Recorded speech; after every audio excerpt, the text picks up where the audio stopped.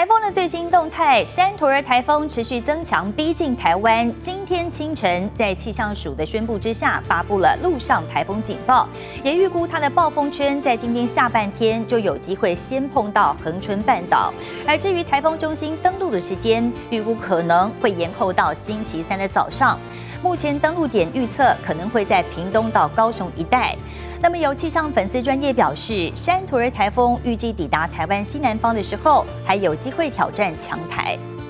随着山陀儿台风逼近，气象署预估山陀儿台风的暴风圈预计在周一下半天就有机会先碰触到恒春半岛，而台风中心登陆的时间点可能延后到周三早上。目前预估的登陆点主要在屏东、高雄一带。目前台风是中度台风，我们预估它在往我们这边靠近的时候，还会有一些增强的空间。在明天下半天到后天，它逐渐的会有向北转的角度，还是有一些资料的显示，再往西边一些之后，要再往东北转。南部地区的朋友要特别的小心。气象粉专台湾台风论坛更指出，山陀儿台风预计抵达台湾西南方时将会挑战强台，而台风影响时间，气象署预估将会持续到周四上半天。看看周一东西两样情，东半部恒春半岛雨势渐增，但在苗栗、台中、彰化则是要留意沉降作用的影响，将出现高温。到了周二、周三，东半部北部山区、屏东山区跟恒春半岛要慎防豪雨等级以上的降雨。周四依旧受到台风外围环流影响，北部也要留意局部大雨。